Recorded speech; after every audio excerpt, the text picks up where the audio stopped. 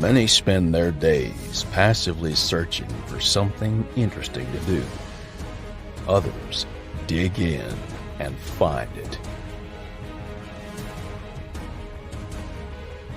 While nothing is certain, anything is possible. And the anticipation leads you into action.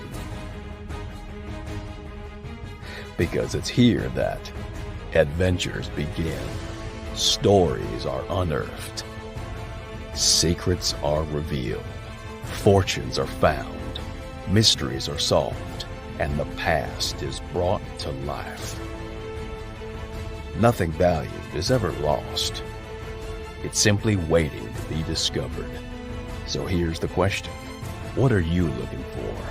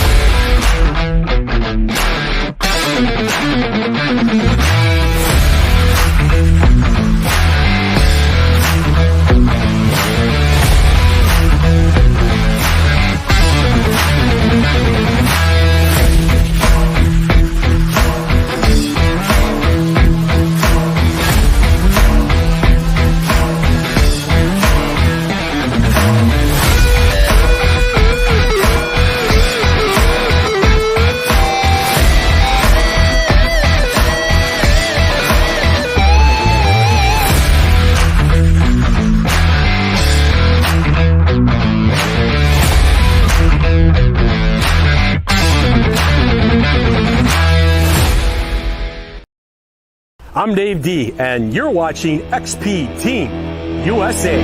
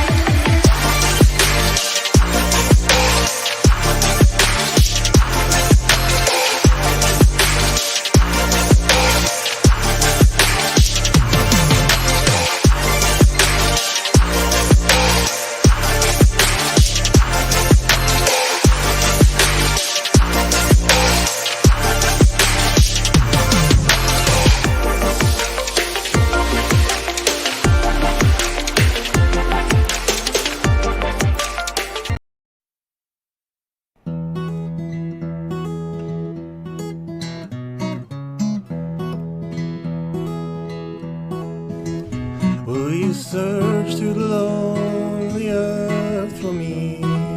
Climb through the briar and bramble. I'll be your treasure.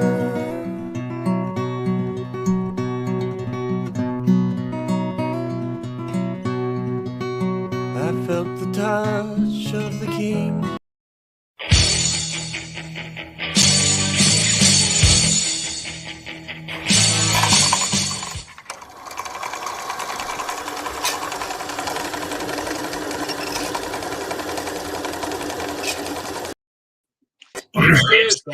It's 8 o'clock and I still haven't finished what I was doing yet, but I will in a moment. Good evening, Adrian. How are you?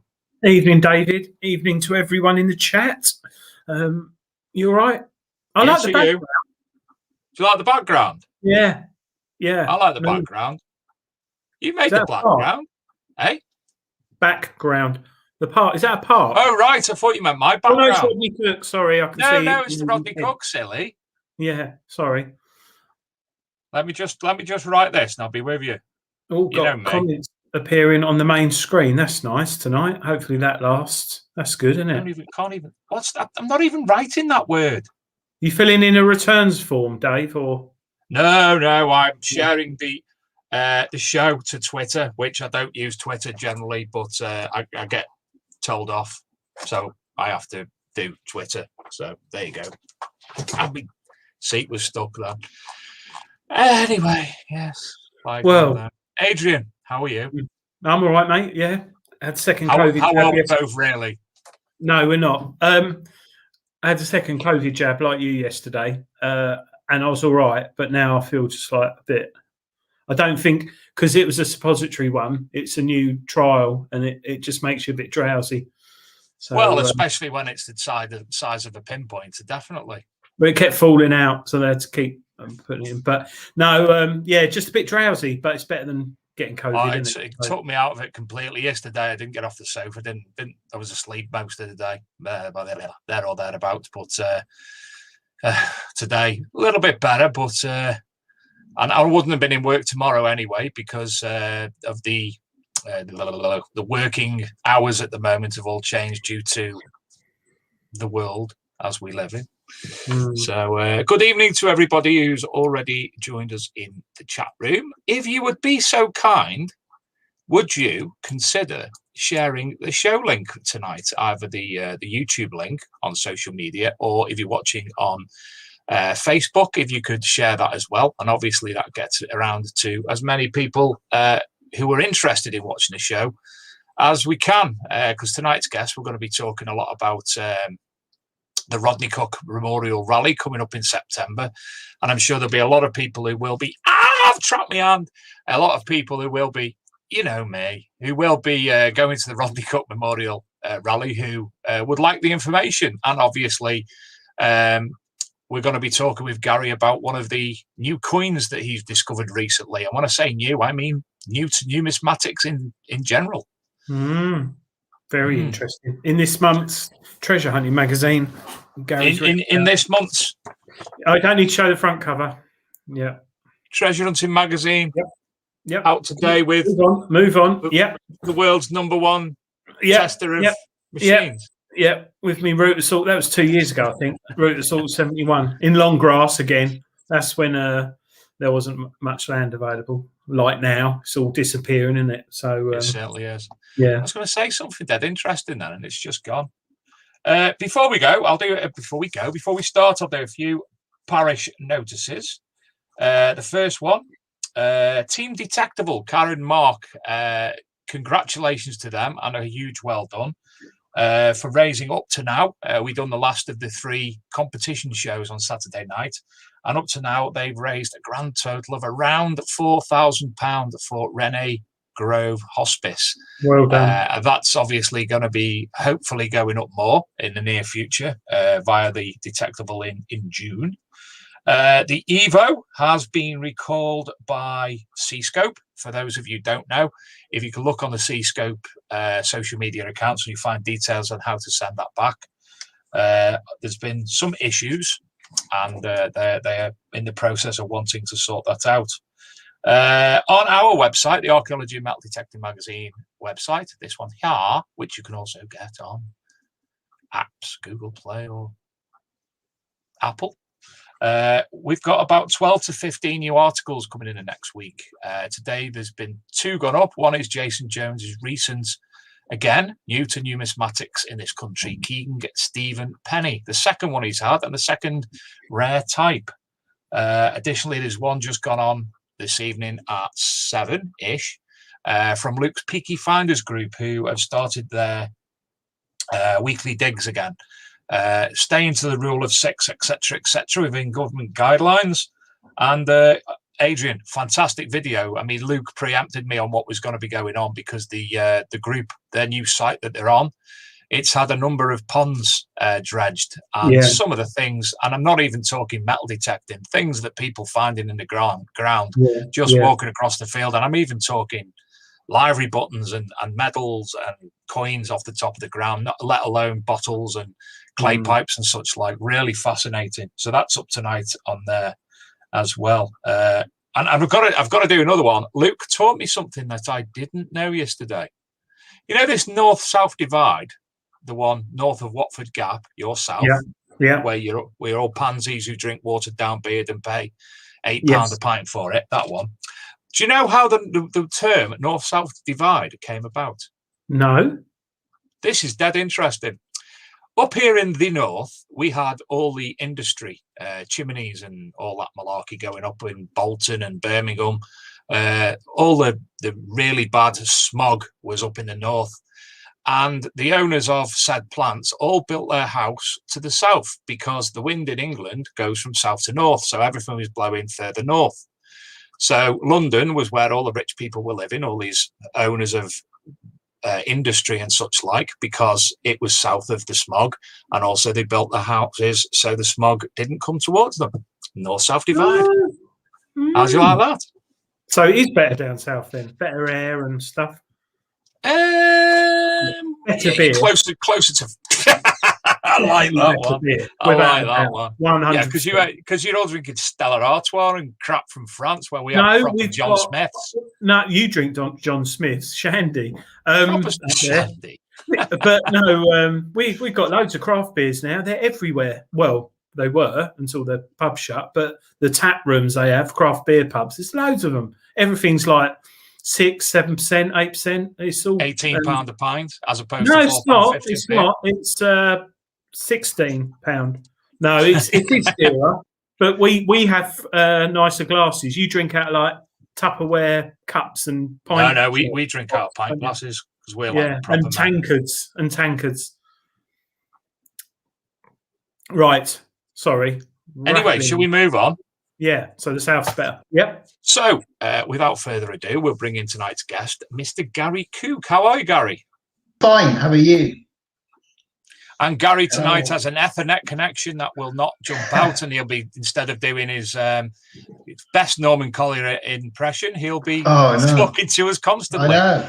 That was bloody terrible last time, wasn't it? Oh, dear. I think we had a mixture of atmospheric conditions, my really crap internet connection, and possible alien invasion as well, I think, which was attacking us from all angles. So we didn't really have a really good night, did we, if I remember?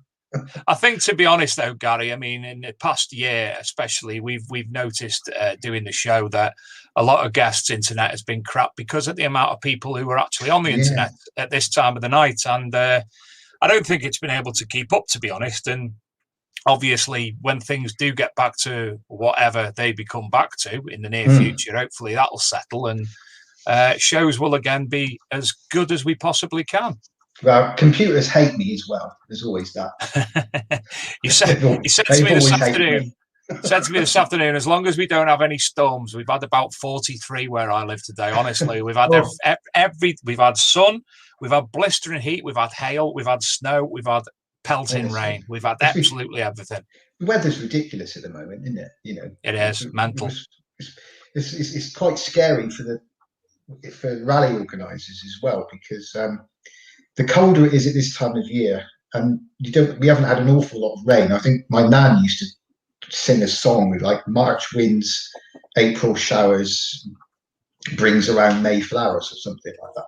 And obviously April's meant to be a wet month, and we've had hardly any rain at all up until the last day or so. So if the harvests are going back because the crops haven't, they've sort of like planted the ground and the crops haven't taken and the seeds haven't germinated properly, it can put things back by a few weeks for harvest. And of course, that's the last thing we want, because we book all our rallies in just after harvest. And if the harvest is late, then people turn up to the rally and we've only got half the fields that we promised, and it's trying to sort of explain to somebody that, well, it's crop rotation, it's the weather, we can't do nothing about it. You know what I mean? We can organise pretty much everything apart from the weather, and we can't guarantee fines either.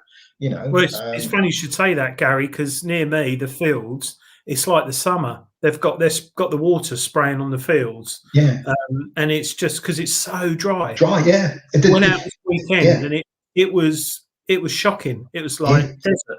It really, really was dry. But there's hardly any rain at all in April. Normally, if you're putting in spring barley or you're putting in that sort of stuff, it usually goes in March. Then they expect you to have a decent rainfall in April, which is traditionally like that song. So you get a good rainfall in April, seeds germinate, and then the cycle goes through. But at the moment, because there's been so little rain, and even the rain we have had hasn't really penetrated that much. If you dig, like when I was out the other weekend, you dig an inch or two off the top and it's bone dry underneath. So there's not been enough rain to really soak in. And obviously, it's a nightmare, not just, obviously for the farmers, it's even worse. But for rally organisers, it can be a bit of a scary moment. You're sort of praying for rain because you want the harvest to go through its cycle as normal. So, of course, most of the crops will come off in August, end of August sort of time, ready for us to do our rallies in the first couple of weeks or so of September. And if it's all put back by a couple of weeks, it can make a hell of a difference, to having so much land to go on and whatever. So, yeah, I don't think, unless you actually organise rallies, I don't think people realise how tense and nervous you are for from now all the way through to your rally's over with. It's quite a nervous sort of thing to be in. Adrian. Yes, Adrian. Dave? Yes. Gary said penetrated. Oh dear. I'm gonna have to start writing these down. We're gonna have to have some form of league table for this, aren't we? It's like a Carry On film. Yeah. Yeah, I do like the ground when it's moist and wet. I'm not saying anything. It's so much easier to dig. Yeah, we should actually go and penetrate. Yeah. No. Yeah. Yeah. You also get to go deeper as well, better penetration. You mean when you're pushing down on the shaft of your spade into the ground? Luckily, I've got a really strong shaft, so I didn't have any problems this weekend. I also have a strong shaft. Right, we should move on, Dave. Yes, before it starts to get worse. So because it's not 9 o'clock yet. Yeah. We've got to get past the watershed first. Talking of getting certain things removed and blocked, last week's show unfortunately had to be removed due to a copyright claim because of a certain gentleman's video that we played. Yes, you, Rob. And tonight, the viewers' fines video I uploaded onto the ArcMD Mag TV today and had a copyright strike straight away. So tonight's viewers' fines will be sung along to, as opposed to having a backing track. Just to preempt. We should ask Chris Rogers, addicted to bleeps, to do us a little thing. Absolutely. He's a specialist on his bass guitar and stuff. So maybe we should get him to do it. We'll get him on soon, and he could do a song for us. I can play the spoons. I eat cake with spoons. I won't go on about playing with things because that will go wrong. I'm good at that, but I won't go on. Why is Gary on tonight, Dave? Because he's a guest, mate. He's a guest. What's he going to talk to us about? Not the weather. Well, he could. How was the weather in December where you are, Gary? I was joking. Sorry.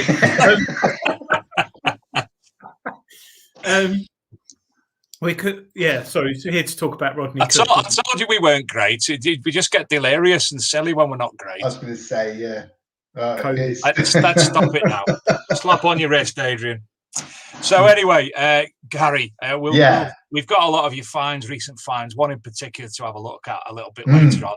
But tell us where we're up to with, we obviously discussed rallies, and it's the Rodney Cook Memorial Rally coming up in September. Where are we with that now? Well, we're moving forward really well, actually. I had funny enough, me and Dave Crisp had a meeting with the estate on, what was that? What day are we on now? Thursday. That was on Tuesday. We went over to have a quick catch up and chat, and obviously COVID restrictions allowing in things. And I met Dave there, and whatever you've got to comply to at the moment. But we had a good meeting with the landowners. Everything again is in place for this year. Touch wood, we don't have third waves and whatever else we can be thrown at us. But as it is at the moment, obviously we're taking bookings. Obviously, the site is the same site as what we were going to use last year. We've just moved it to this year. It's a fantastic site, as everybody knows from the adverts. It's near the town of Marlborough in Wiltshire, and Marlborough you only have to look up the history of the area to know that it's full of history, really. You're not a million miles away from Iron Age settlements and Roman settlements, and obviously there's the major Roman town of Canetio just down the road as well, and the road that we're not too far away from is a major Roman road. So we got a lot of history there. A bit of a coup getting this estate really to be used for a rally. So we're quite pleased with that, and hopefully, I'm not guaranteeing it, but hopefully we're expecting some fines. Booking wise, it's going exceptionally well. We've got a lot of people obviously who booked from last year, continuing their tickets over to this year, which reminds me, actually, if there's anybody out there who still hasn't told us what they're planning on doing with last year's ticket, if they're coming or not, you really do need to let us know ASAP, because there will be a cut-off date for people telling us if they're going to reuse their ticket or not. We have emailed everybody. Everybody would have received an email requesting what you're going to do with your ticket. If we haven't heard anything by a cut-off date, which we will announce soon, you will automatically be issued with a refund. We will assume that you're not coming, and rather than things turn funny, we would just say, okay, if you haven't told us by a certain date, we've got people waiting in the wings who want to come. We think it's only fair that you give you all plenty of notice to let us know. You will get a backup email sent to you reiterating, you haven't told us what you're doing. And then we will have to just automatically issue a refund to you guys, unfortunately, because obviously we can't afford for you just not to turn up, and there's spaces available, we could use for other people. So, because at the moment, we've only got about 40 weekend tickets left. That's all there is. And we'll be sold out for the weekend tickets. Mm-hmm. So if you're thinking of coming and you're not too sure, then you better hurry up, because it's going to be sold out very, very soon. There will be day tickets available, but if you want to come for the full weekend, you better get your backside in gear, because we really have only got less than 50 spaces available now for full weekend tickets. And the camping's filling up very quickly, as you can imagine, as well. So it's going really, really well. As I say, with most of the hard work had been done last year, the marquee and everything else. The only things we've got to do differently this year is obviously be a little bit more COVID compliant. We're still waiting to see exactly what the rules will be, because obviously, according to Boris's roadmap, on the 21st of June, all restrictions are lifted, so they say.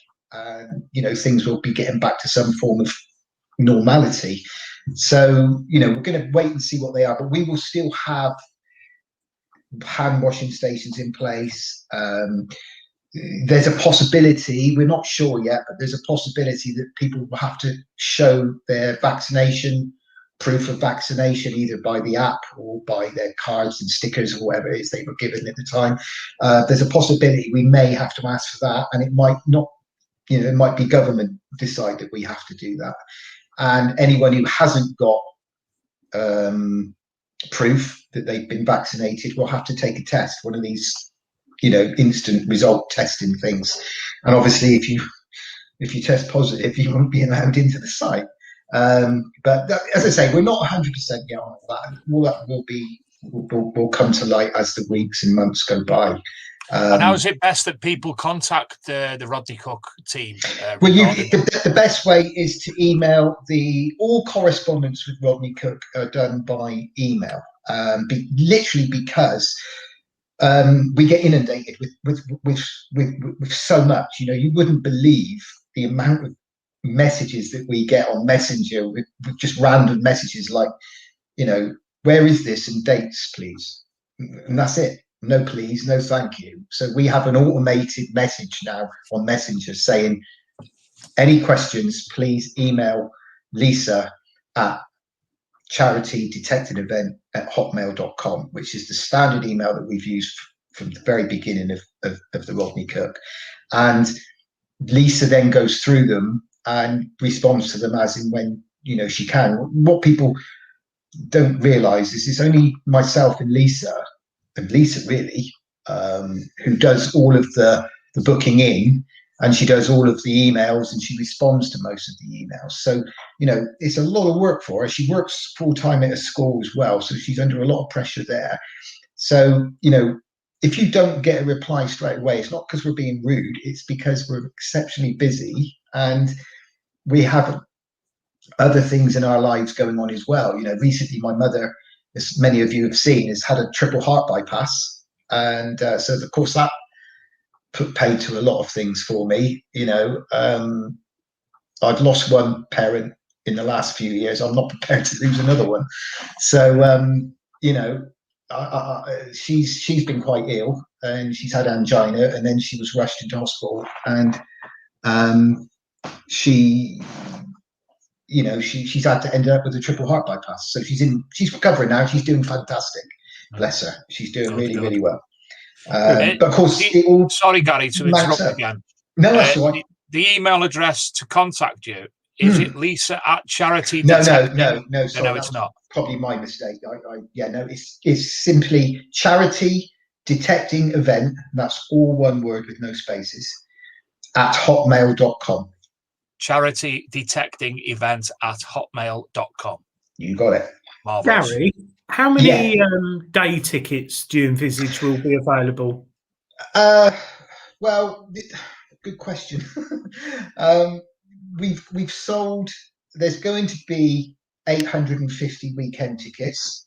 Have already gone, apart from, as I said earlier, 40 odd.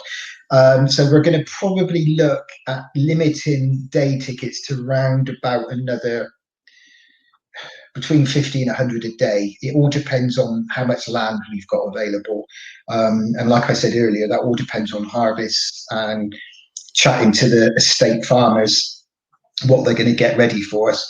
You know, we've got a minimum acreage promised to us. So we've got more than enough to cover the weekenders. It all depends on how many people want to come for the day. You know, right. I keep wanting to say last year, 2019, we only had probably 50 extra tickets a day for day passes. And that wasn't because that was all we limited it to. That's purely what we sold, because most people want to experience the Rodney Cook for the full weekend. You know, and you've always got that issue, haven't you? Do I come Saturday? Are the fields going to be better and produce more on the Sunday or the Saturday? Oh, sod it. I'll come for the whole weekend. At least then I get the chance to go on try out most of the fields, you know. And, how much will a day ticket be, Gary? The day tickets, I think the weekend tickets we were selling for 55, and I think the day tickets are going to be 35 pounds. Let me just check. I'm not very well organised, am I? The advert's in the mag. There you go. £30 day tickets. Bargain. Yeah. I said that first. I said it first, not you. 2 pints of beer down south. That's Pretty much, yeah. Yeah. So, with regards to the camping, obviously, hopefully, the guidelines will be lifted and people will be able to do more. So, because Dave bought a wigwam. What was that? Not my dog. That's my dog's barking for some reason. Oh. Dave brought a wigwam from Argos, and it's only one man, and I'm sharing it with him. So, would social distancing come into account there, or would that not bother? The thing is, we're up in the air, aren't we, at the moment? Because nobody really knows what is actually going to pan out and how it's going to pan out. The government have said that restrictions according to the roadmap, and providing everything goes how they want it to go, and the right amount of people have been vaccinated and yada yada yada, that all restrictions will be lifted on the 21st of June. And we read that all social distancing restrictions, all form of group gatherings restrictions will be lifted on the 21st of June. But I think there might be still certain things in place for large group gatherings, and this is the grey area. We don't know how we will be classed, whether we'll be classed as just a gathering or a large gathering, and what they determine to be a large gathering. To some of us, a large gathering is more than 40 people, but to the government, a large gathering could be Glastonbury style people, or Reading festivals, or pop concerts, or Wembley Stadium. They might just look at us and go, it's 1,000 people. Most of them are outside all day. It's no restrictions going to be there at all. So Dave Crisp, being Dave, regimented Dave, is working on worst case scenario, as he always does. So he will be working on the fact that you still have to have social distancing in the marquee. Masks might still have to be worn. So we're having a separate marquee put up for eating and drinking in from the food hall. So we can mix and match and work things out as the weeks and months progress, so we know where we stand and what we're going to be able to do and what we might not be able to do.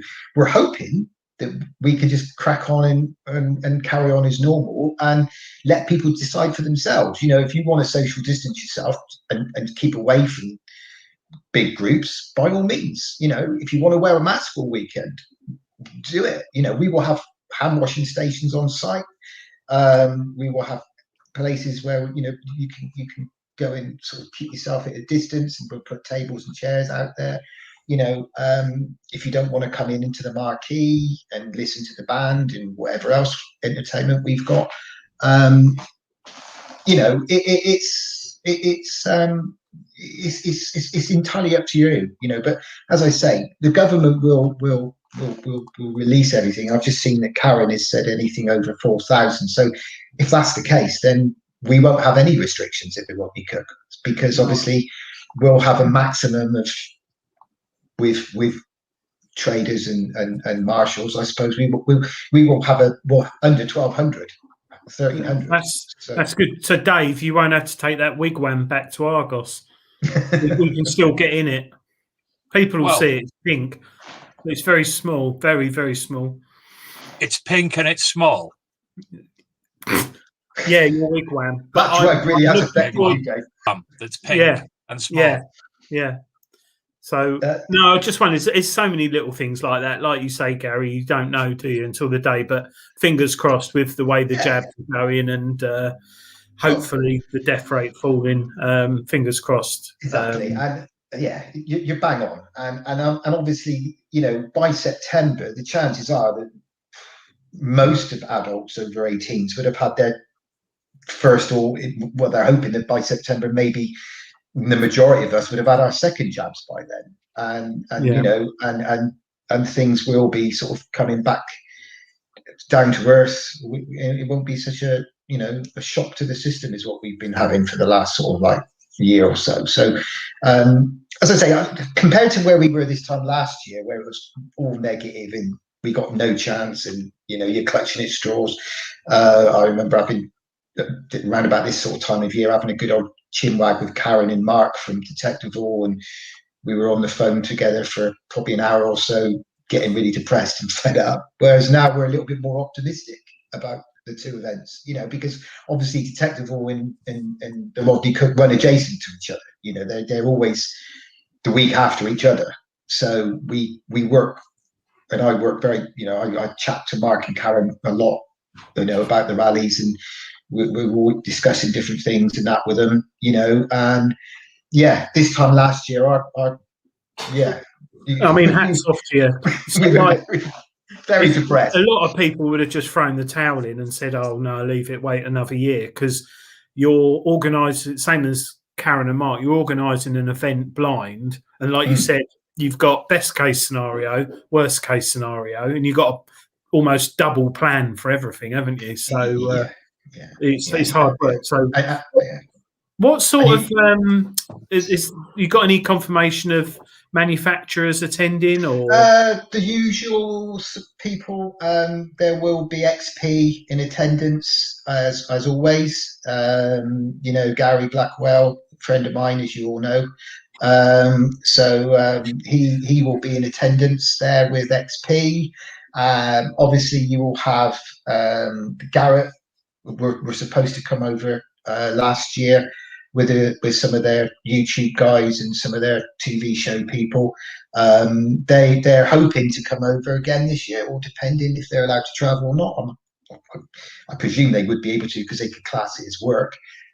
So they'll be there. We will have traders there. Pete Turrell from Leisure Promotions will be there again supporting us. Regden will be there supporting us again. And as I say, Treasure Hunting Magazine, the Searcher Magazine, you guys, obviously you guys there. Yeah, I heard the cough, Dave. Don't worry. Yeah, I will get into you last because you're special. Yeah, you're obviously you guys are going to be there running around, viewing people and doing your thing. And all the other manufacturers have promised. Well, I say they promised last year. I can imagine they'll do the same. We'll be giving prizes, and as I say, they're all welcome. Rutus will have promised to come, and Mind Lab has said that last year we're offering prizes, and Nocta Macro. So we're hoping that as many of them can come with traveling as they can, but if they can, but they make donations to the raffles, then we will do our utmost to put as much advertising out for them as we can. But like I've always said, the difference with the Rodney Cook rally is obviously, everybody should know by now, it's purely for charity. Nobody takes a wage. Nobody makes any money out of it. Obviously the traders and people like that do, that's their job, but they all make donations to the event in their own special way, in different ways. But because the fact that it's charity, we like to use the terminology supporters. We don't like using the word sponsors because it tends to favor other manufacturers over other manufacturers, and we're about all coming together as a group of people to raise money for exceptionally good causes. We're known to raise money for cancer because obviously the situation with my late father, bless him, who died of cancer after a real hard battle.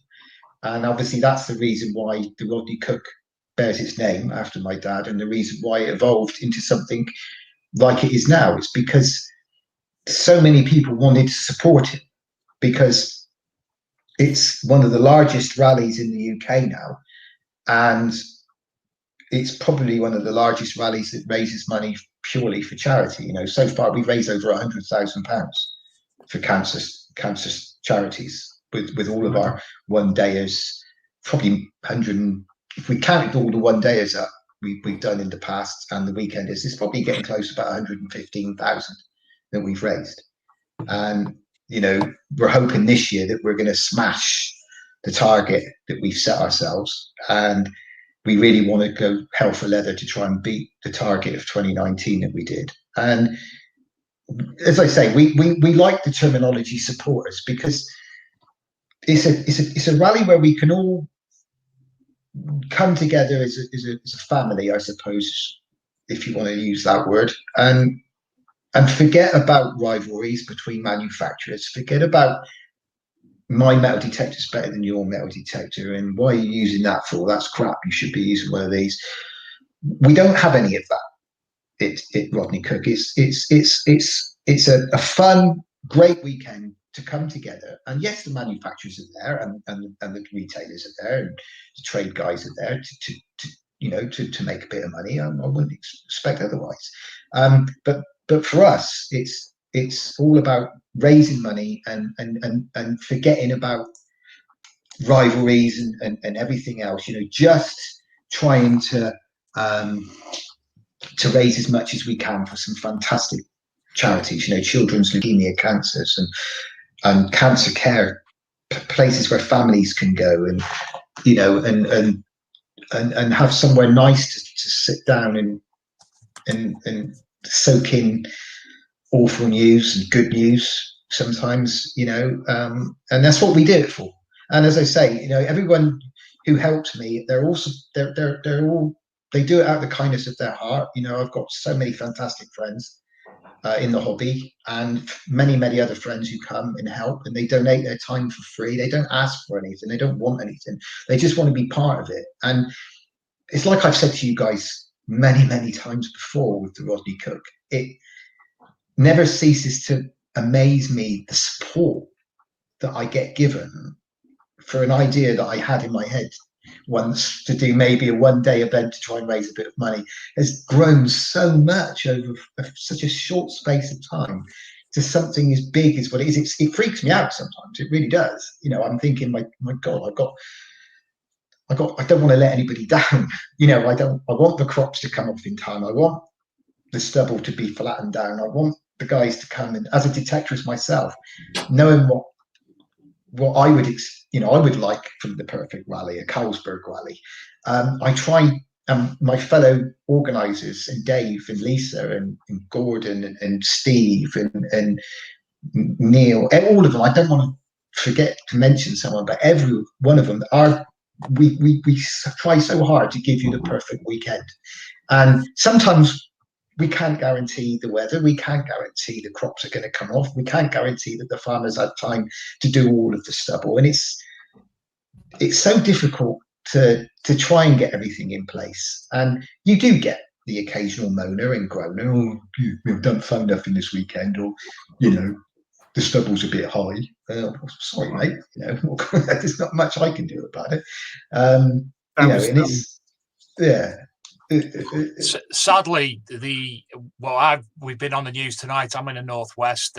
Bolton are having to have surge testing go on because of the steep incline of cases that are being reported, and also the new variants there. So I'm hoping that's just one particular place, and these injections that me and Adrian are suffering from don't have that countrywide. On that note, Gary, I don't keep up to date too much with the news unless it's sort of about metal detecting or in a magazine. Will there be any of our overseas friends coming?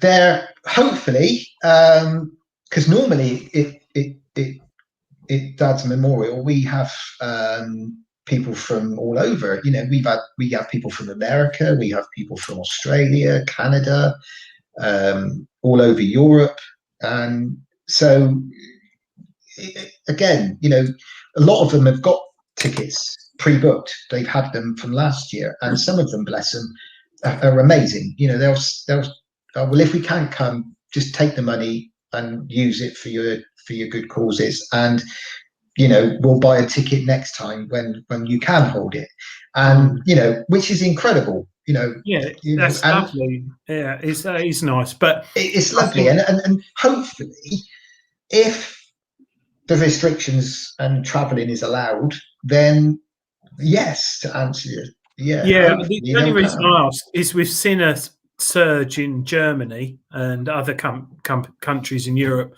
where they may be restricted to travel to the UK at that point of time. You don't know. So in theory, there could be more tickets available.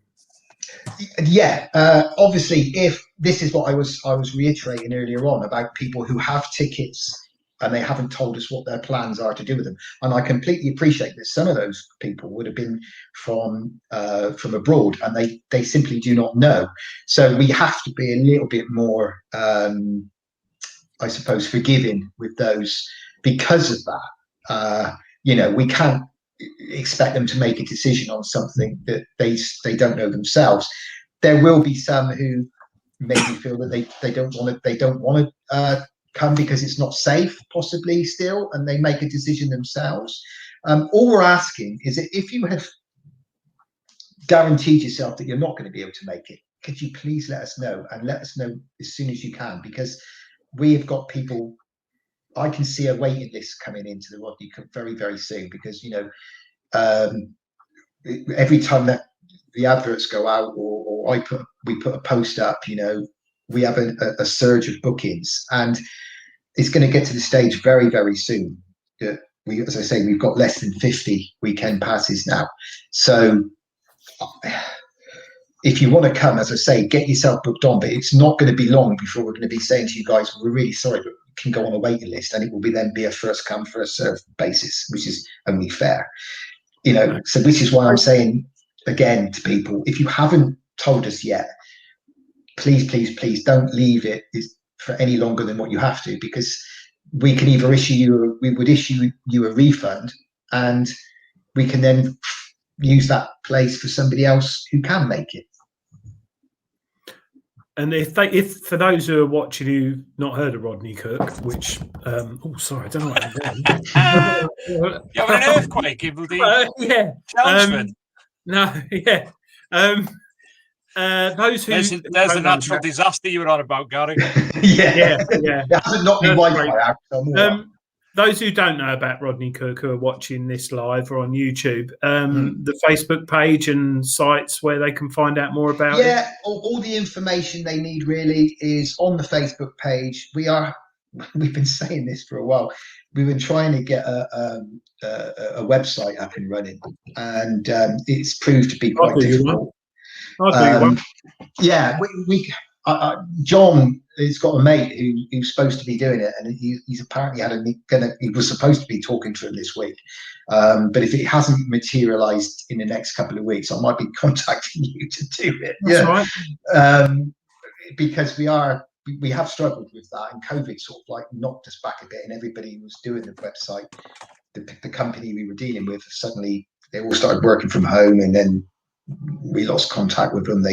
Half of them were furloughed, I don't know. So it sort of put it on the back burner a little bit. But obviously with social media, as powerful as it is, certainly with Facebook, and obviously the magazines the adverts go into the magazines, and word of mouth, and people just rebooking from previous years, we never really have an awful lot of issues with filling the Rodney Cook. But if people want to really find out about it, then just go onto the Facebook page at the moment, if you've got social media. When you're all sorted, Gary, we'll certainly stick a link on the Archaeology and Metal Detecting magazine website as well. So obviously there's a permanent fixture to people to find out more. Yeah. Now listen, I'm just going to have a couple of minutes break because I promised to play James Baum's new trailer for his up-and-coming next episode of Rambles Through History. So Luke, run VT.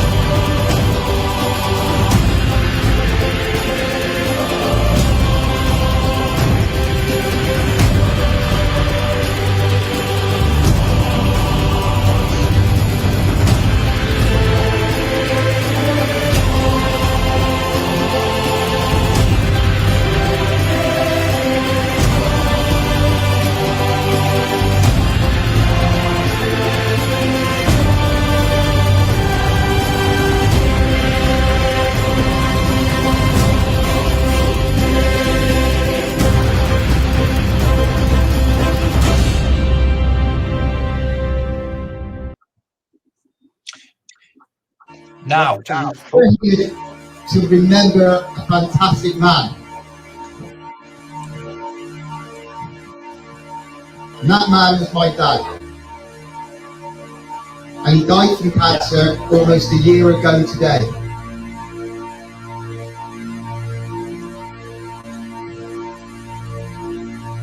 We decided as a group of friends we were going to do something, and we wanted to not only remember Dad, but we also wanted to make some money for cancer care.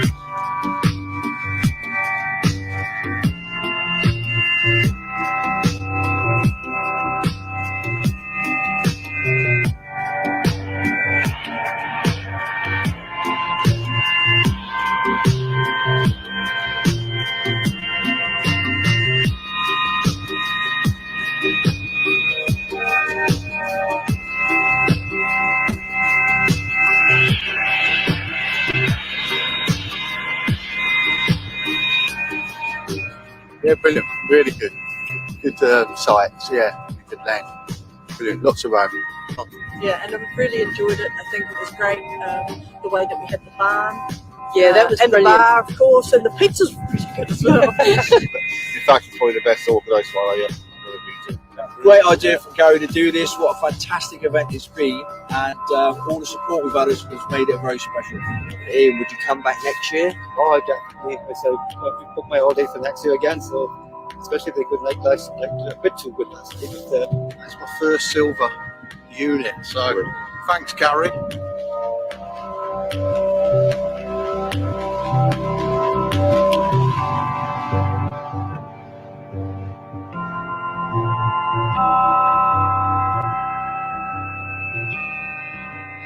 Here we are, it's coming to the end of the rally.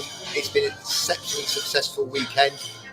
We've had an amazing time. We've raised an amazing amount of money, nearly £27,000 so far, and that's just the up-to-date count. I want to thank all the marshals who've helped in everybody in any way, shape or form. Whatever they've done, it's been absolutely awesome. Dave, what do you think? Brilliant, isn't it? Brilliant rally. The people that come were really good, really fantastic, good humoured. They took the rain yesterday and the sunshine today. The farmer, the landowner has been fantastic to let us use his land, and everybody's had a great time. And overall, the main thing is that we've raised all this money for charity. Yeah, and that's the whole point. Get together to raise money for charity. I'm glad you mentioned the landowner, because Ian is the landowner. He has been probably, well, he's the reason why we're here. Without him, none of this would ever have happened. And I just want to say, Ian, Thank you That's so all right. much No problem for at all. all It's of been your a- help. You have been absolutely incredible, and I mean that. Okay. And shake my hand as well. Yeah, okay. No, it's been That's absolutely great. fine. You've been very well behaved. You've had no incidents. No. We've enjoyed seeing you here. Obviously, you've put up with an awful lot of rain and muck. I think that's We're used to that. I don't know how used to that you are. But luckily, you've had somebody dry to get in the meantime, I think. Possibly if you Yeah. were in a field in a tent, I think this weekend would have been a bit of a disaster. Yeah. So I'm really pleased it's all gone really well. And you found some stuff, which is good. Yes, Yeah, we've had that's some right. great finds. We've had Roman brooches, we've had Roman coins, we've had Celtic coins. We've had some amazing finds this weekend. And to finish off, you know what? It's all been for charity, and we've all worked exceptionally hard, and we're very, very tired. Fantastic video. Oh, am I muted? Oh, he's unmuted me. Fantastic video, that Gary. Absolutely fantastic. That brings back memories. that was the very first one. Got away there, mate. You weren't as grey then. Yeah, I almost did. Take these off, I'll race you again then. Cheated. But a roller coaster What's ride happening? looks Luke, off the what are you cards doing? tonight. They're down there. I'll tell you what. One thing, Gary. One thing, Gary, which was lovely, was Ian, the landowner, because you're right. Yeah. Without him, none of that would happen. And I think a lot of people forget that with rallies. It's not as if you own all that land. Well, if you did, you know, idiots with bloody metal detectors on it is quite a great thing. But we're well-behaved bunch, most of us. So, it's very nice of that, Ian, to let everyone on because he's played as well. Ian is still a friend now, and I remember the Friday setting up. We didn't need a marquee or anything because he had this huge converted barn that he uses for weddings, and he said you can have it, use it. There's a bar area, there's a stage. He provided all of the equipment for the disco and everything. You know, there was toilets out there as well. It's all on hard standing, and he just said, you just use it, just crack on and use it. So, you know, we didn't have to hire a marquee or anything like that. And it was just the weather on this, everyone who attended it would know that, you know, the Friday, glorious sunshine, beautiful. Saturday, we woke up and by about 11 o'clock, it absolutely, I'm not going to swear, but, you know, it hissed down. Absolutely. And it didn't stop all day. And people were just going out and, you know what, sod it. And they got a bit wet, but there were some amazing finds coming up. And on the Saturday night, Ian came in and was putting heaters out, portable heaters all over the place. Certain ones he used to use for heating his grain stores and things, and he was laying them all out and trying to warm people up and get them all, you know, all the ladies were sort of like huddling around these heaters and warming up and drying out, and it was real good camaraderie weekend, that one. And on the Sunday, the sun came out and we had a glorious sort of rain-free day from about 10 o'clock. It was bright blue sunshine, as you can see on the video. You know, the Friday it was relatively sunny, and then the Saturday in the video you can see the rain, people getting wet. And on the Sunday when they were doing the aerial bits, it was again glorious sunshine. So it was a great camaraderie one, that one. And you know, we all got wet and cold on the Saturday, but we all mucked in and got on with it. Really, there's nothing you can do. It's like I said at the very beginning of the show, we can't guarantee the British weather, I'm afraid. You know, if we could all plan our rallies and have glorious weekends, but unfortunately it doesn't work out like that. So you take the rough and the smooth in our hobby, don't we? And you either go out and carry on and metal detect and put your waterproofs on, or you don't. It's up to you, you know. And we were lucky last year that we had glorious sunshine all weekend. And you're right. You can't predict the weather, but talking about going out, not coming out, Dave, going out. You been out much, Gary? Because I see you might have. Everybody knows that I got a detecting buddy, Steve Murty. He's a fellow he's a fellow Rodney Cook organizer, and we share most of the land together that we have. You know, we've been detecting his mates for quite a long time, and obviously there's other guys that we detect with as well. My mate Brent and Neil Cleveland, obviously Gary Blackwell pops over and as a detect with us sometimes, and obviously during lockdown and restrictions, it's been only been sort of going out when we can and when we're allowed. And then obviously once the rule of 6 came in that you could meet 6 outside, then we all arrange a place to meet, and we all take our own vehicles and do what we have to do in the field, whatever it allows. And recently, obviously, we've been allowed to sort of go back out again, and so we've been getting together as friends and doing some detecting. So yeah, it's been pretty good. Have you found anything, Gary? I've had a few things.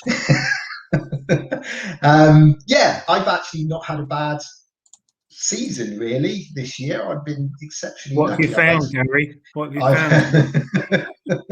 I've had a Roman brooch. I've had some hammered. Oh, and one find. One find in very, particular. very. Luke, Yeah. could you please share the screen? Would that be it? That's the one.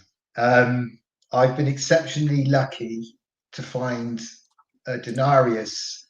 If Luke turns it round the other way, it shows the obverse. Hold on, that's me doing it, not Luke. Oh, sorry, Dave. I don't know what day it is. No, that's not it, mate. That's it. Yeah, that's the one. I've been exceptionally lucky to find a denarius of the rogue Emperor Carausius.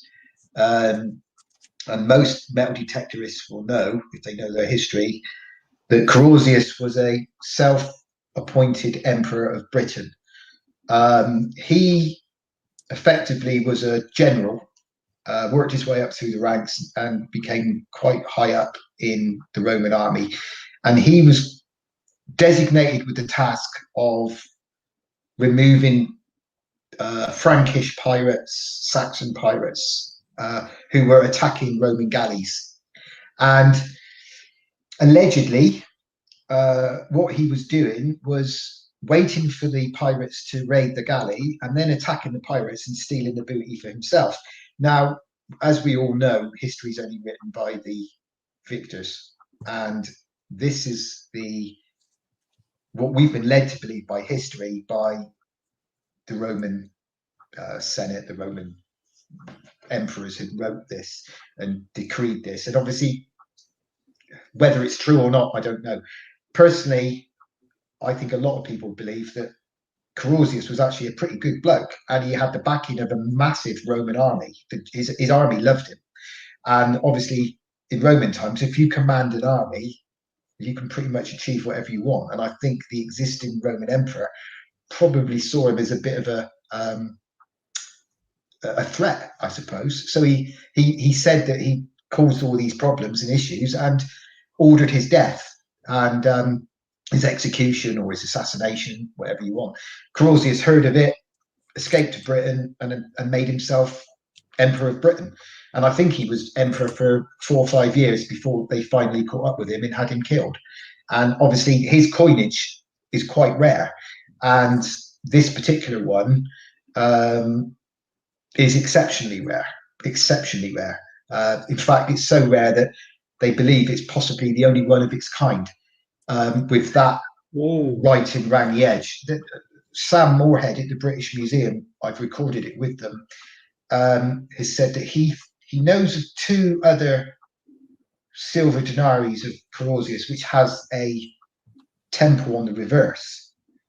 But my legend around the edge is completely unique. And the mint mark on the back of the coin, which if Dave could flick the coin over, yeah, there you go. If you look at the bottom of the temple, it says SRS, and that is completely unique to this coin. They didn't know that mint mark had been used on this. In fact, the SRS mint mark is exceptionally rare. Carausius normally had RSR as his mint mark, and the legend on that is effectively it's a temple with Roma sat holding a scepter inside the Roman temple, and the legend reads on the reverse, Rome Aeternae, which translates as Rome is eternal, or words to that effect. And on the obverse, on the head side of the coin, it reads Imp Corrosius PAVG. And yeah, in a nutshell, it's completely a new variety of denarius with that legend, and they haven't seen anything like it before, and it's exceptionally rare. So yeah, I've been very privileged to find that. Wow, that's lovely.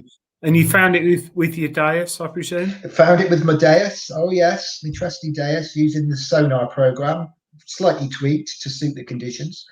And I've obviously used the Deus since the beginning of time, really, since they first come out. I think I had one the very first week they came out, and I've been using it ever since. And you know, I over the years I've done a bit of field testing for XP, and I've used their machines. And, you know, a lot of people know my association with Gary Blackwell. You know, we're good friends, and yeah, it's a coin that it's caused quite a stir in the.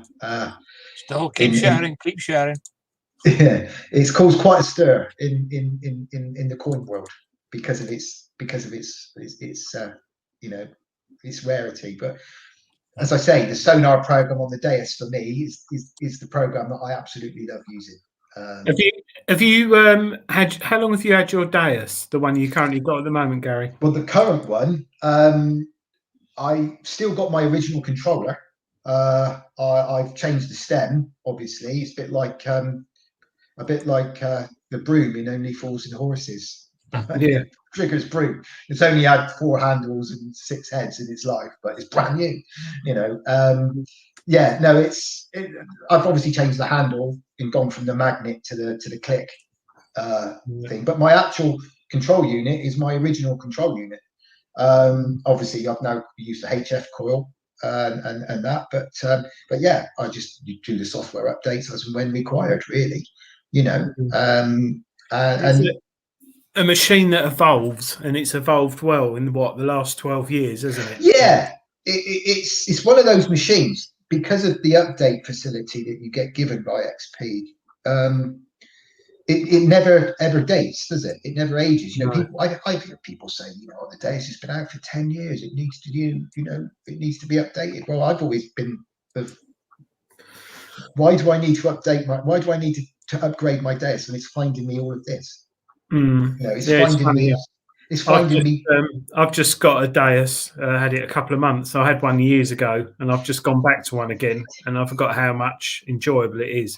It's a lot of it's nice machine.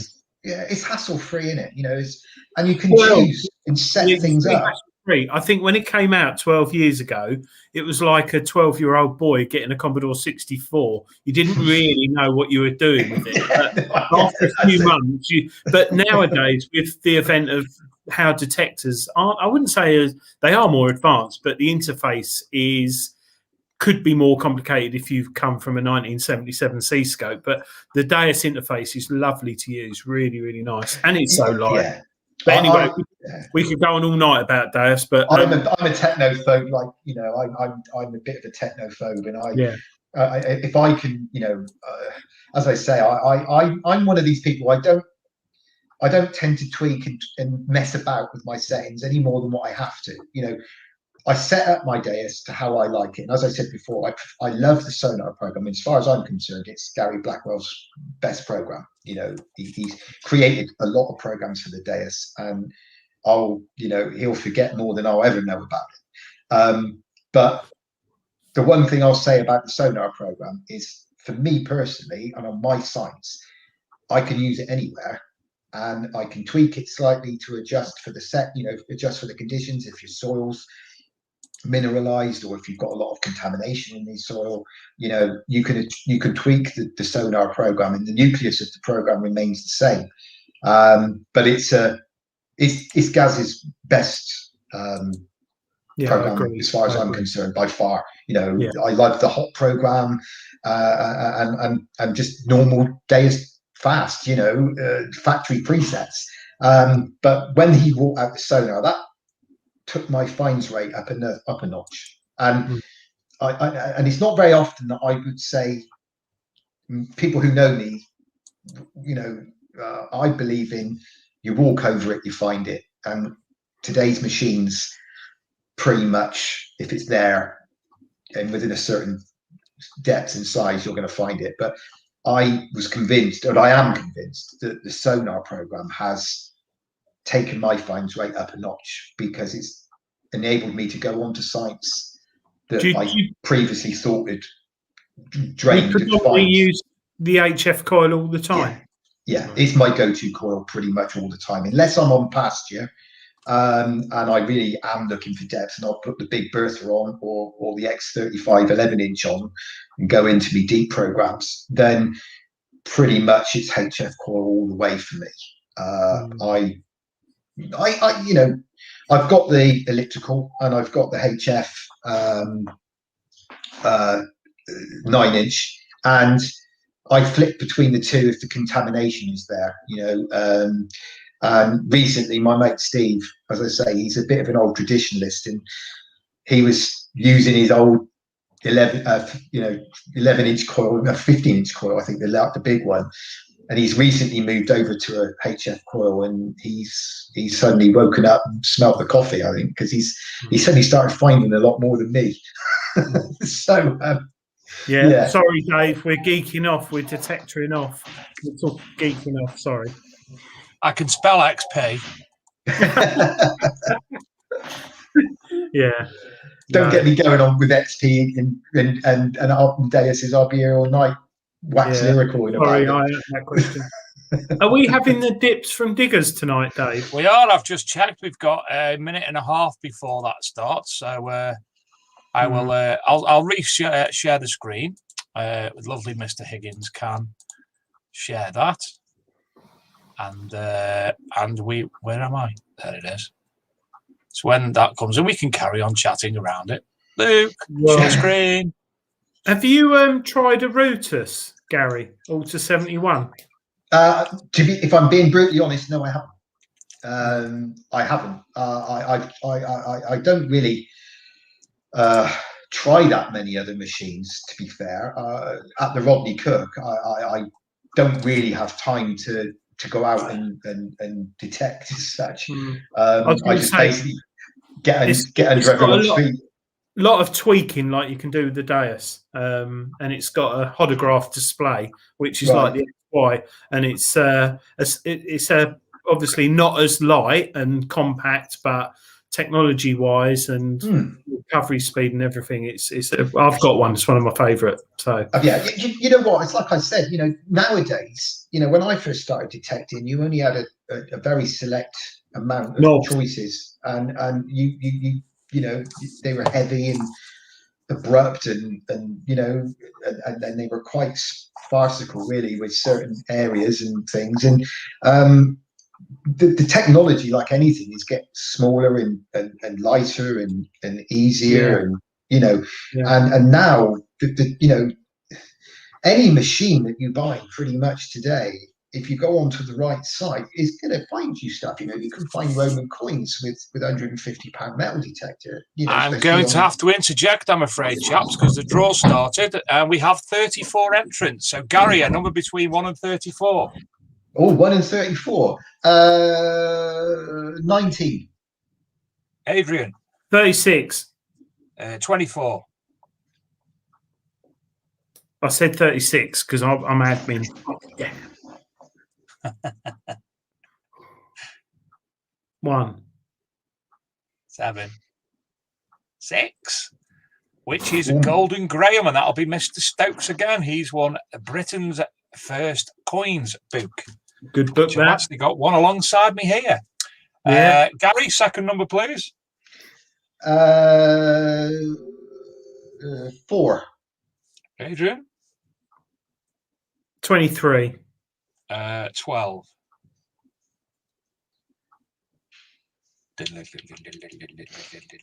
Cleaning pencil prize. I used mine at the weekend, Dave, on a messy old Roman. Oh, cracking. Absolutely. I love it. Is that Very- the composite pencil? That's the Yeah, one. Yeah, I need to get hold of him because he was going to come to the rally last time, and obviously it got cancelled. And I would like him to come back. Number 31, All That Glitters. Well done. You've won the cleaning pencil. I'll put you in communication with him. I'm not sure if he's still in America. He's been working out America the last couple of weeks, but he should be home sooner rather than later. I'm sure he'll pop along, no problem. Yeah. Good number, Gary. 13, unlucky for some. Adrian. 19. 6. Oh, could be Adrian. Could be Gary. History Revisited. Yes, he's had a question. Number 19, Adrian. Scotty B. Entry into any draw. So congratulations to all tonight's winners. Britain's first coins book by Golden Graham Stokes. Cleaningpencil.com, cleaning pencil for all that glitters, and entry into any draw for Scotty B. Thank you as ever to Chris and the team from Diggers Dips.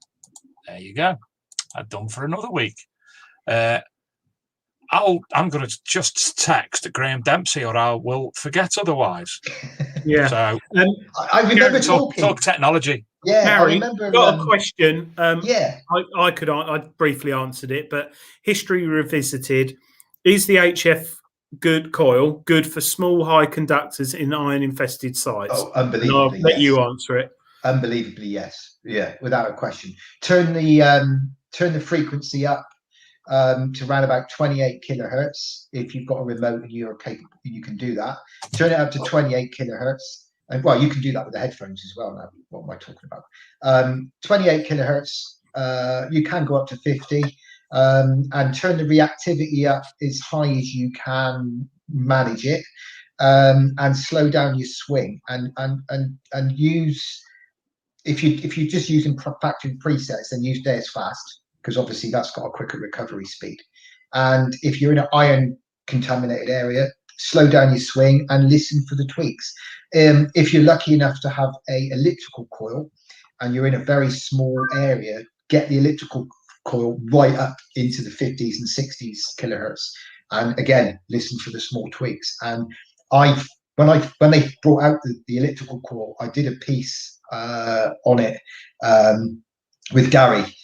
We were on it in a really bad site of mine that is ridiculously contaminated with iron and nails and everything else. And we went on there with the elliptical and the 9-inch HF coil, and we were pulling out small Roman coins, cut quarters, and bits and pieces in this area. And the site itself produces a lot, but this one particular area we think might have been contaminated as a Victorian rubbish dump or something, and it just completely filled the area with crap.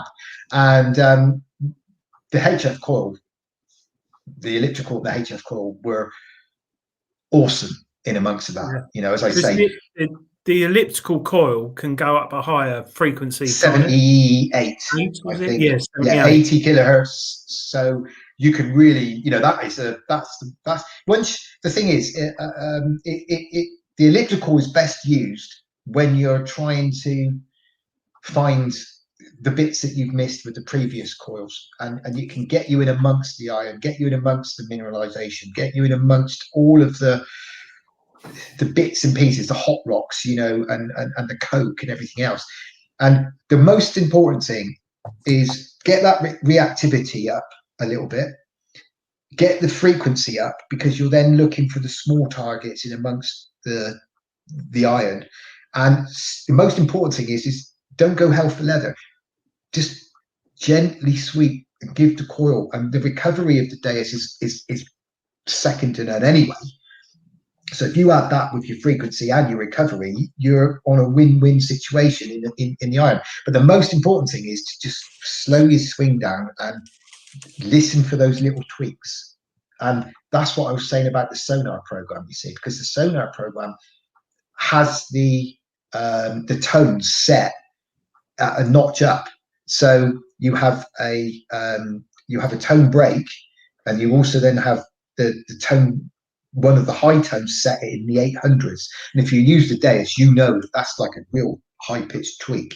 But that is the beauty of the sonar, because it can give you that little noise that you're listening for, and as you're swinging, you think, oh, there was something in there. Go back, and then narrow your search down, and then So I agree with that. Yeah, totally. That's what I've literally got the last month or so to do a site specifically for that, and it's working. It's working well. I found. Did you see that dog I found at the weekend, Dave?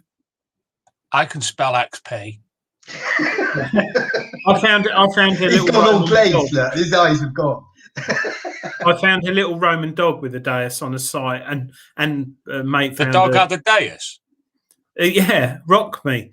No, yeah, I went out with the Deus on a really. It's called Rock Me, and it had the Deus. Yeah, Rock Me had the Deus. But Falco, that was done by Falco. That is correct. Yeah, well done. Yeah. What's his name died this week? The bloke 501 advert. Oh yes, Nick Kamen. Nick Kamen. Yeah. 59, wasn't he? And today it was announced. Remember the black fella? I think he was called Felix from the James Bond films. Big fella. And he was also in Batteries Not Included. Oh right, yeah. He died today. The James Bond film. That's not the one when he blew up. It was like a balloon. Yeah. He was know quite that? old anyway. He was quite old anyway. So he still died. That was the one with about the voodoo, wasn't it? And there's one. Yeah, one of the hoods. Are you upset about that, Dave? I think Gary can spell XP now as well. Yeah. Yeah, so you've done the Jedi mind trick on me, haven't you? Oh yeah, May the 4th this week, wasn't it? Yeah, May the 4th. And Revenge of the 5th. Oh yeah, Revenge of the Blimey. I didn't know. And what is it on Saturday? Motorhead Day. What shop? Oh, Motorhead Day. The 8th of May. Oh, the 8th. Your change the subject back again. Your dog, was it like a little statuette dog, like one of their little? They used to. It's my mate Steve found one once, and it was a Roman. Someone said that dog. they found a similar one in Essex where I found it. So it was. You probably won't see this with a green screen. No. What you put your hand behind your phone for? It was on the Treasure. You can't see it, can you? Yeah. It was on the. It's my mate Steve found like a little dog statuette, and it ended up to be Roman. Look, Adrian, here's my hand. If Steve's listening tonight, Steve, go and get a picture up of your. Oh, they are, dog. Gary. Oh yeah, no. Steve's was actually a. Oh no, it's not. It's about that big, by about that high, but. Julian Evan Hart had a look at it, but some people are saying it's a pipe tamper. There's a lot of different things, but I don't know what it is. When you find an animal, something like that, and right next to it, my mate found a silver denarius and a Roman key as well. Yeah. So, I found a Roman eagle statue, a Roman, if only small one. They think it was on top of a staff. Yeah, that's the thing. You don't know what it was on top of. And I get frustrated. I've got finds identified 1 and 2. Steve just put there, I would, but how? He's obviously listening to me talking about this little Roman dog. Dave, have you got the fax number so you can fax it over to us? Or is it off? What? Is it the fax machine? Steve Myrtle's got a picture. Fax machine. Yeah, you've got one behind you. You keep sending me faxes every day. day. He posted a picture up on Facebook. What if he posted a picture up on Facebook of it? Could you download it from that? Yeah. Did he post it on the Treasure Hunting magazine website? Because anyway, I'll move on. But the Deus was really good for me on this permission. And it's funny because there's a dump on it as well. There's a Victorian dump and a World War II dump. So there's a lot of fuses from bombs. And I'm sorry, I just saw another comment come up there from Neil. He always says that we in Steve detect on museums. He just put up on there about his. He always says because we find because we're always finding quite a lot. We got good lad. He always says we just detect in museums. We don't actually tell anybody about it. No, it sounds like sorry. Hair looks Sorry. nice tonight, Dave. Thanks. I've done nothing to it. Using Timotei? No. Oh. Water. Vosine. Oh, Original hey. Vosine. Oh, I just had Graham Dempsey message me. Marvellous. He did text me back and said... modern technology, isn't it? It's unbelievable. Yeah. I texted him. He said he's still in America. He's waiting to have his COVID test so he can come Unbelievable. Yeah. I just happened to randomly mention it on the show. And now he's messaged me about That's because I messaged him to tell him. And it's 4:20 in the afternoon there at the moment. Not sure where he is in America. I know he met up with one of the companies who he exports the pencil to in America. I know he spent some time with him over the past couple of weeks. All right. They might have even got to play in American soil as well. Oh, going back to zoomorphic stuff, you were putting out some of the pictures of my recent finds. There is actually an antelope brooch on there, very crude one. I forgot about that. If we were talking about zoomorphic finds, that again was with Mr. Murty. That one.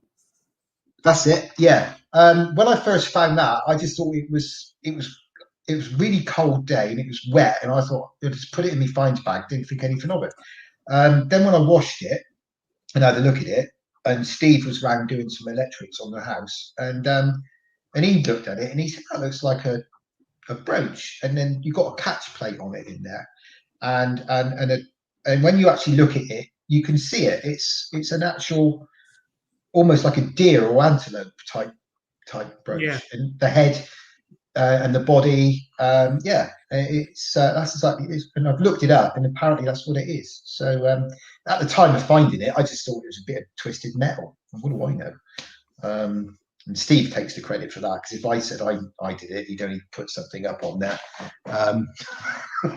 So I actually noticed it was I thought it was like a jaw handle, Victorian jaw handle, and Steve actually pointed out that it was a Celtic brooch or Roman brooch, not too sure. But yeah, don't find that many zoomorphic brooches where we live. We get a lot of Roman finds, a lot of Roman brooches, but we don't tend to have an awful lot of zoomorphic stuff, which is something that we lack. But I'd love to find one of those Roman hair brooches, Yeah, wouldn't we all? Yeah, definitely. Beautiful things. Definitely. It will come. Fingers crossed. I can't complain at the moment anyway. I've done all right recently, so I'm not. Do you get out detecting much, Gary? Like every weekend or every other weekend? Or? Well, I've just given Lisa a new kitchen, so yeah, I'm going to be able to use as many brownie points as I can at the moment. Get out. So hopefully, I'm out this weekend as well. Going up to Lincoln with meeting up with a few boys, and we're staying in, obviously, in B&Bs and rule of six and whatever. But obviously, you're allowed to now. Lisa's on there as well. Yeah. She just needs to mention to her about her kitchen. Bloody thing costing me a fortune. I've just had my bathroom done, so I'm hoping to get out more a bit as well. Well, I haven't had it done; it's currently being done. So you just got to earn the brownie points, bud. That's what you got to do. If you earn the brownie points, you're allowed out. Yeah, and the great thing about me is have a wife who's really into Grand Prix, because she kicks you out on a Sunday.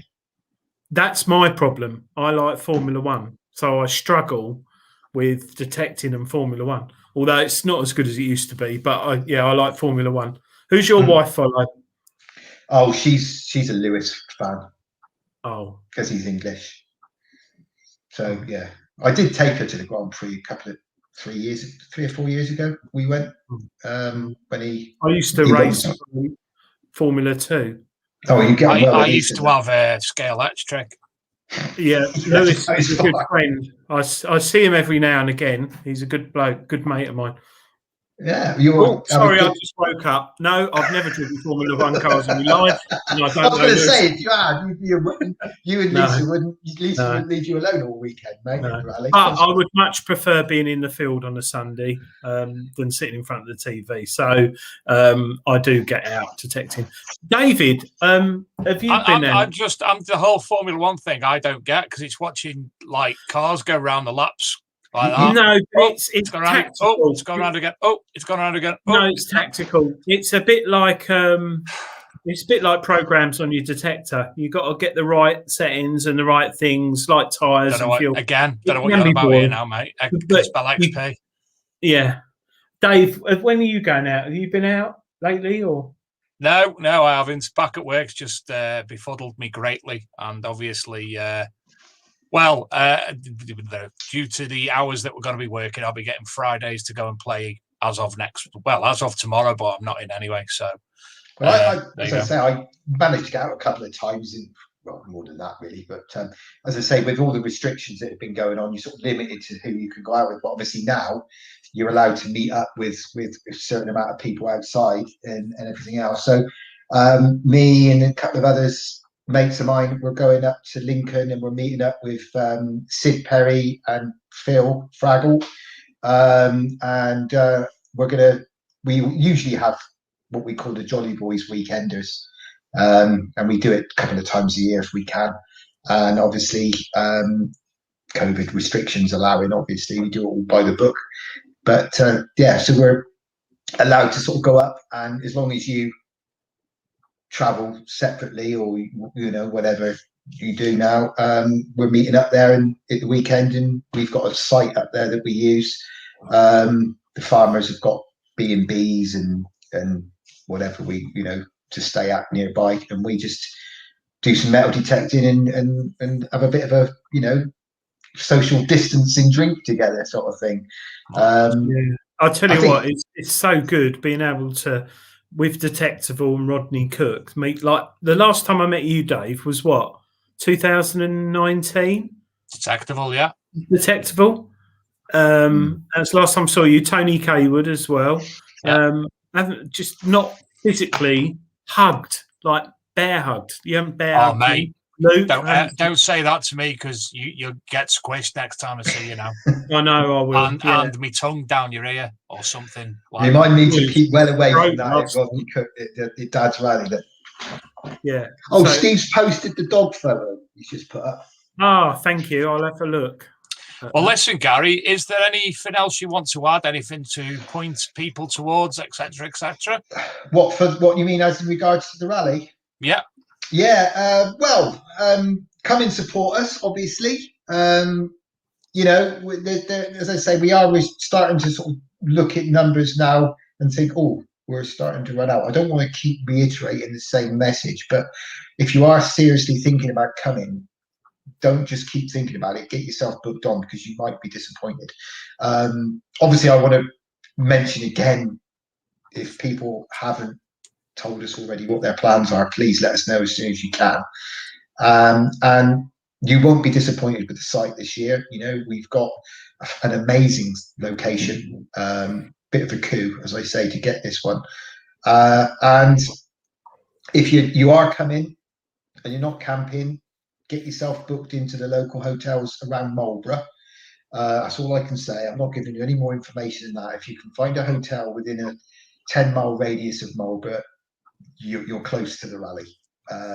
So I know that the Premier Inn in Marlborough is already fully booked. I've been told it's been booked out already, and I think 80% of the people staying at the Premier Inn are going to that rally. So mud carpets. You can imagine it, can't you? All these people traipsing in, especially if we get. Well, I'm not going to say rain, because I don't want to put the kiss of death on it. But yeah, it would piss a few. Sorry for swearing. Piss a few managers off at the Premier Inn. So you've got obviously the Facebook page for the Rodney Cook. The all the information will be on there. And Luke, if you could just throw up again the email address to get in contact with the team at Rodney Cook as well. And, charity detecting event at hotmail.com. for all correspondence, really, even if you've got a question or you want to ask a question about the rally. But effectively, all the questions will be fully answered when we know 100%. At the moment, the rally's going ahead. At the moment, everything's booked. We've got the marquee, we've got the band, we've got all the food caterers, we've got the traders coming, as I said before. You know, we've got leisure promotions and Regdens, and XP will be there, Garrett will be there, any of the other manufacturers who want to come can come. It's like I've said, we don't have any restrictions at the Rodney Cook, and like I mentioned before, you know, we don't have sponsors, we have supporters, and anyone's welcome. You know, Graham Dempsey from the cleaning pencil now, he's obviously still wants to come.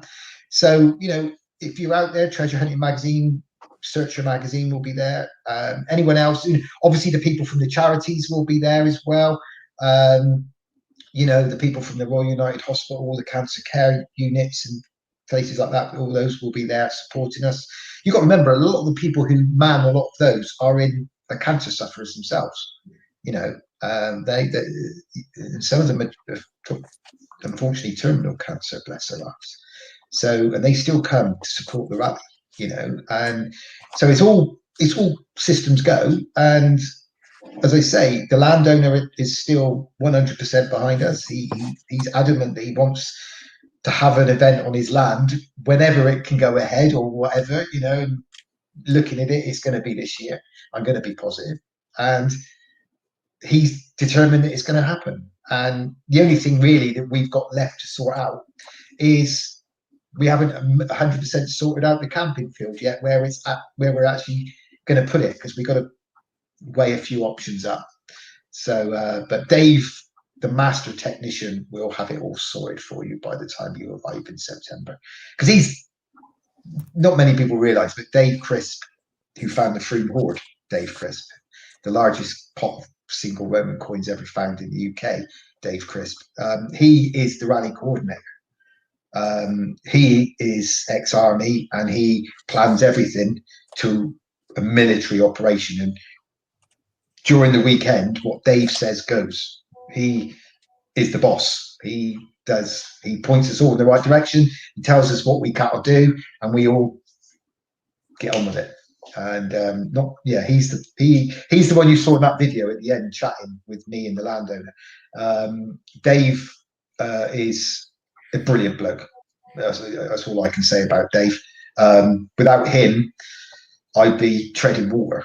I really would, because he just plans everything to such a fine detail that the rest of us, like Steve and Gordon and Paul and John and Ivy and Alan and, you know, another Alan, all of us who work together in the run. He coordinates it. It's excellent stuff. It's really good, isn't it, Dave? It certainly is. Right, Gary, it's time for us to depart, sadly. We could go on all night. We've got a couple of commercials left, a couple of adverts left. Commercials? How old am I? And also the viewers find, which sadly will be done in silence tonight because of a copyright claim against us, or against me already. And we don't want Luke's channel to suffer. So I'm going to sort out some uncopyrighted music for future shows. We could sing. Anyway, I can't. I'm too tired. I want to go to. I don't understand why people get like that. At the end of the day, you're advertising their songs and their, aren't you? It can only be a good thing for people to play it. But you'd say that, but people want money for you playing it. So anyway, next week, thanks, Gary. Obviously, again, as ever, thank you, Adrian. Thank you to everybody for coming and watching the show tonight, and those who shared it. Next week, we have Daryl Halter from Heritage Sussex on the show. And we're already starting to sort out the June and July episodes as well. We had one of our recent guests has contacted me today asking to come back on the show, as he's started to packing a lot of boxes, and he wants to do a show about certain finds, which we're more than happy to have him on the show. So thank you to Luke and to Adrian and to Gary. I hope you all have a delightful week finding lots of nice things. Don't forget to share your finds on the Big Detecting Show Facebook group, and we will add them to next week's Readers' Finds. So without further ado, good night all, and Luke, run VT, number 1.